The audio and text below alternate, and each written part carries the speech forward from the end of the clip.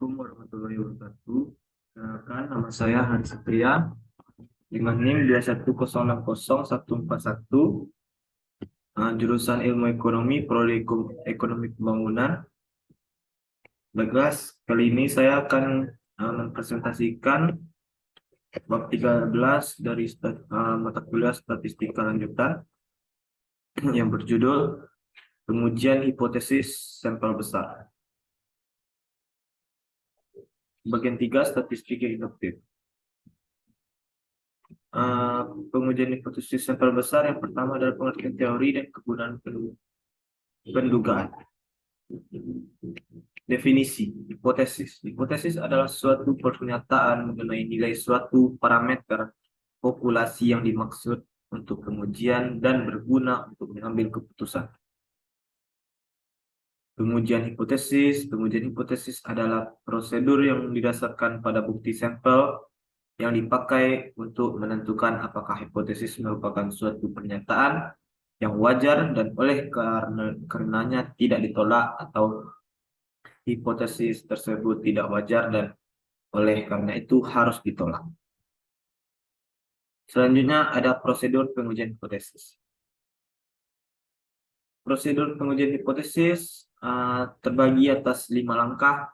Yang pertama adalah merumuskan hipotesis atau hipotesis nol atau HO dan hipotesis alternatif atau HI. Langkah kedua adalah menentukan taraf nyata atau probabilitas menolak hipotesis. Langkah ketiga adalah menentukan uji statistik atau alat uji statistik, uji Z, T, F, X kuadrat, dan lain-lain. Langkah 4 menentukan daerah keputusan atau daerah di mana hipotesis nol diterima atau ditolak. Langkah kelima adalah mengambil keputusan yang terbagi atas 2, menerima HO, menolak HO, dan menerima HI. Merumuskan hipotesis adalah hipotesis nol, satu pernyataan mengenai nilai parameter populasi. Hipotesis alternatif, suatu pernyataan yang diterima jika data sampel memberikan cukup bukti bahwa hipotesis nol adalah salah. Taraf nyata, probabilitas menolak hipotesis nol apabila hipotesis nol tersebut adalah benar. Uji statistik atau suatu nilai yang diperoleh dari sampel dan digunakan untuk memutuskan apakah akan menerima atau menolak hipotesis.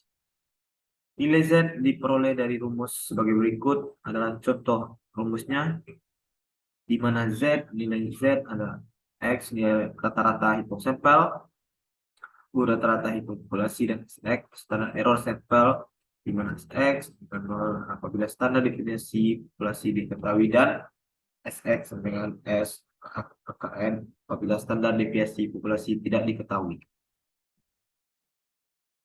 Selanjutnya adalah uji signifikasi satu arah dan 2 arah. Menentukan daerah keputusan uji satu arah. Berikut adalah contoh gambarnya. Dan yang kedua, daerah keputusan uji 2 arah. Berikut adalah gambar yang di bawah.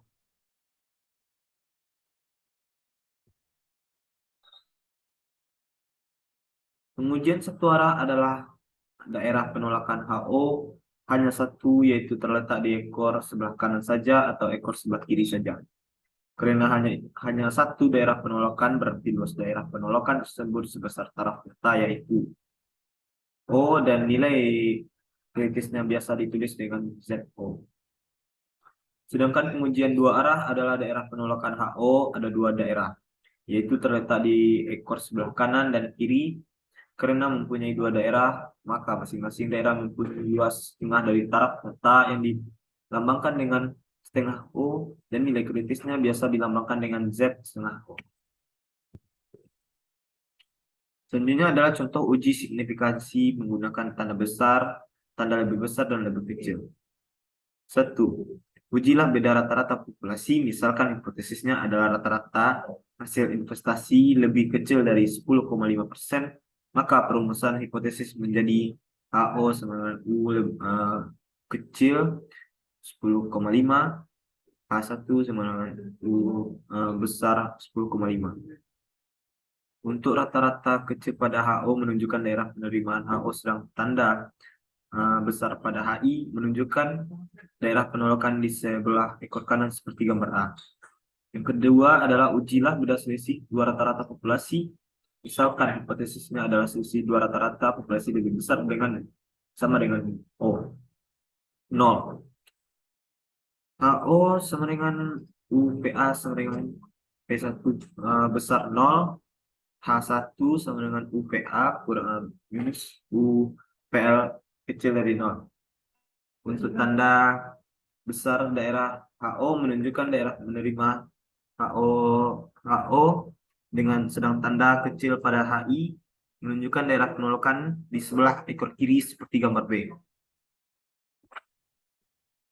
Daerah keputusan untuk uji satu arah one tail test dengan taraf nyata O 5%. Berikut adalah gambarnya, gambar A dan gambar B.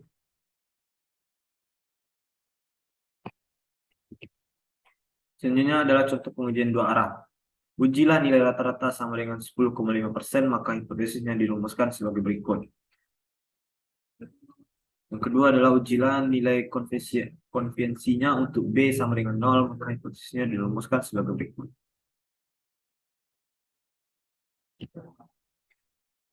Berikut adalah contoh pengujian dua arah.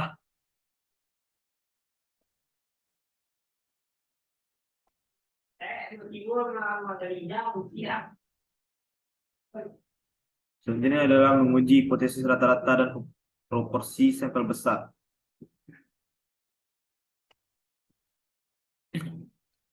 Contoh menguji hipotesis rata-rata sampel besar adalah perusahaan reksadana menyatakan bahwa hasil investasi reksadana saham sepanjang 2014 rata-rata mencapai 10,5%. Untuk menguji apakah pernyataan tersebut benar, maka lembaga konsultan Humanica Konsultindo mengadakan penelitian pada 30 perusahaan reksadana dan didapatkan hasil bahwa rata-rata hasil investasi adalah 16,32% dan standar deviasinya 10,46%. Ujilah apakah pernyataan perusahaan reksadana tersebut benar dengan taraf nyata 5%. Langkah 1 adalah merumuskan hipotesis yang menyatakan bahwa rata-rata hasil investasi sama dengan 10,5%.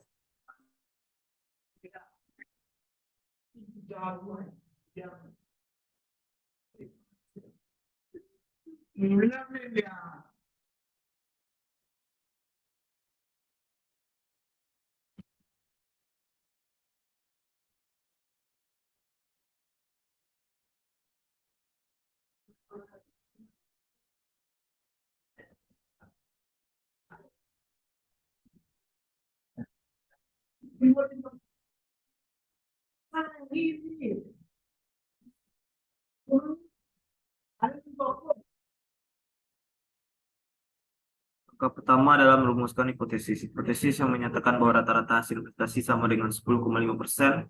Ini merupakan hipotesis 0 dan hipotesis alternatifnya adalah rata-rata hasil investasi tidak sama dengan 10,5%. Hipotesis tersebut dapat dirumuskan sebagai berikut.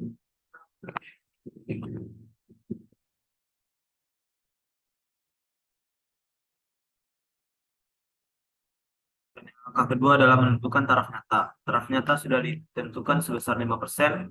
Apabila tidak ada ketentuan dapat digunakan taraf nyata lain. Taraf nyata 5% menunjukkan probabilitas menolak hipotesis yang benar 5%, sedangkan probabilitas menerima hipotesis yang benar 95%.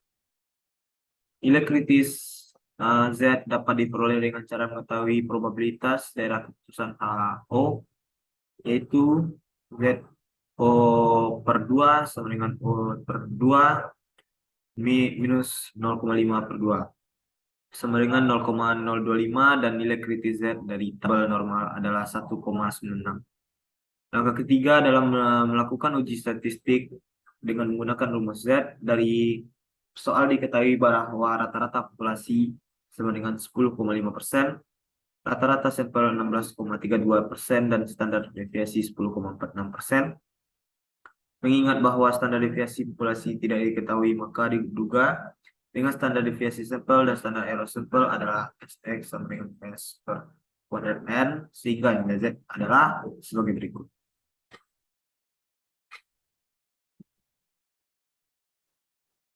Dan berikut adalah contoh gambar hipotesis rata-rata sampel besar. Langkah 4 menentukan daerah keputusan dengan nilai kritis Z sama dengan 1,96. Langkah kelima adalah mengambil keputusan nilai uji Z ternyata terletak pada daerah menolak HO dengan nilai uji Z sampai dengan 3,004 terletak di sebelah kanan 1,96. Oleh sebab itu, dapat disimpulkan bahwa menolak HO dan menerima HI, sehingga pernyataan bahwa hasil rata-rata reksadana saham sama dengan 10,5% tidak terbukti. Menguji hipotesis proporsi sampel besar, di mana Z nilai uji Z, P proporsi sampel, P besar adalah proporsi populasi, N jumlah sampel. Selanjutnya adalah menguji hipotesis selisih rata-rata dan proporsi sampel besar. Distribusi sampling dari selisih rata-rata proporsi memiliki distribusi normal dan mempunyai standar deviasi sebagai berikut, di mana OX1 min X2 sama dengan standar deviasi selisih dua populasi. Yang kedua adalah standar deviasi populasi 1. Tiga adalah standar deviasi populasi 2. Dan yang keempat jumlah sampel pada populasi 1. Yang kelima jumlah sampel pada populasi 2. Sedangkan nilai uji statistik Z dirumuskan sebagai berikut, di mana Z nilai uji statistik, yang kedua adalah selisih dua rata-rata, itu sampel 1 dan sampel 2. Yang ketiga selisih dua rata-rata itu populasi 1 dan populasi 2. Yang keempat adalah standar deviasi selisih dua populasi. Selanjutnya adalah standar deviasi selisih dua sampel adalah sebagai berikut, di mana Sx1 min X2 adalah standar deviasi selisih dua sampel. Yang kedua standar deviasi sampel 1. Yang ketiga standar deviasi sampel 2. Yang keempat jumlah sampel 1. Yang kelima adalah jumlah sampel 2.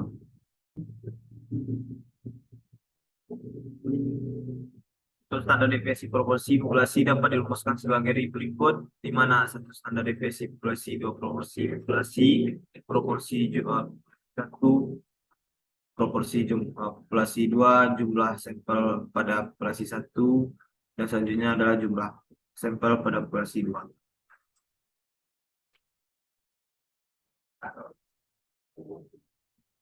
Selanjutnya adalah menguji hipotesis selisih proporsi sampel besar. Sedangkan nilai uji statistik Z dirumus sebagai berikut.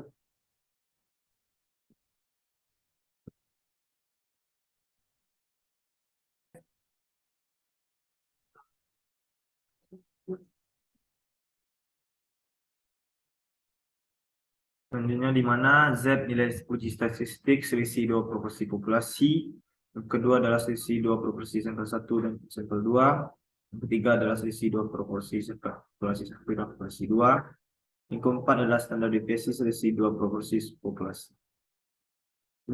Selanjutnya adalah standar deviasi selisih dua sampel adalah sebagai berikut, di mana P sama dengan X1 tambah X2 per N1 tambah N2 sama dengan X1 dan X2 adalah kejadian sukses pada sampel 1 dan 2.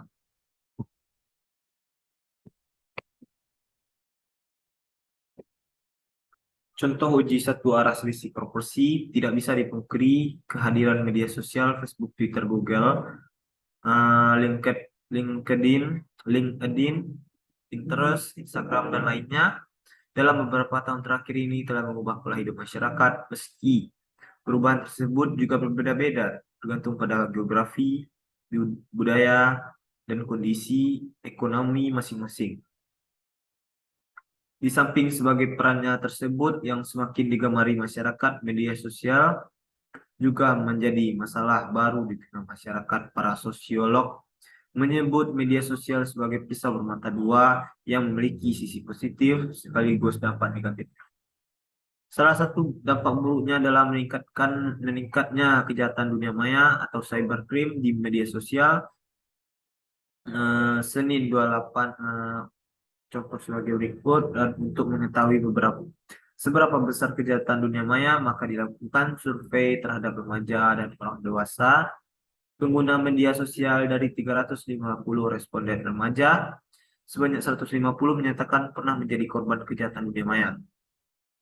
Sedangkan dari 400 responden orang dewasa, sebanyak 205 orang menyatakan pernah menjadi korban kejahatan dunia maya dengan taraf nyata 5%. Ujilah apakah proporsi remaja dan dewasa sama dengan mengalami kejahatan dunia maya. Langkah 1, rumuskan hipotesis. Kita akan menguji pernyataan bahwa proporsi remaja P1 atau P1 sama dengan proporsi dewasa atau P2 yang mengalami kejahatan dunia maya. Hipotesis tersebut dapat dirumuskan sebagai berikut. Langkah kedua dalam menentukan taraf nyata. Taraf nyata sudah ditentukan sebesar 5%. Nilai kritis Z dapat diperoleh dengan cara mengetahui probabilitas daerah keputusan HO, yaitu ZO per 2 sama dengan 0,5 kurang 0,05 per 2 sama dengan 0,4,4750 dan nilai kritis Z dari tabel normal adalah 1,10. Langkah ketiga adalah melakukan uji statistik dengan menggunakan rumus Z untuk selisih dua proporsi sampel. Diketahui X1 sama dengan 150, N1 sama dengan 350, P1 sama dengan 150 per 350 sama dengan 0,43, X2 sama dengan 205, N2 sama dengan 400, P2 sama dengan 205 per 400 sama dengan 0,51. Selanjutnya adalah P1 kurang P2 sama dengan 0,43 kurang 0,51 sama dengan min 0,07. Dan yang terakhir adalah P kurung X1 tambah X2 atau kurung N1 tambah N2 sama dengan kurung 150 tambah 250 per kurung 350 tambah 400 sama dengan 0,473. Berikut adalah nilai standar error selisih dua proporsi.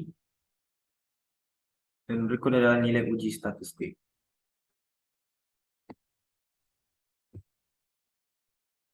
Langkah keempat adalah menentukan daerah keputusan dengan nilai kritis Z sama dengan 1,96. Berikut adalah gambar.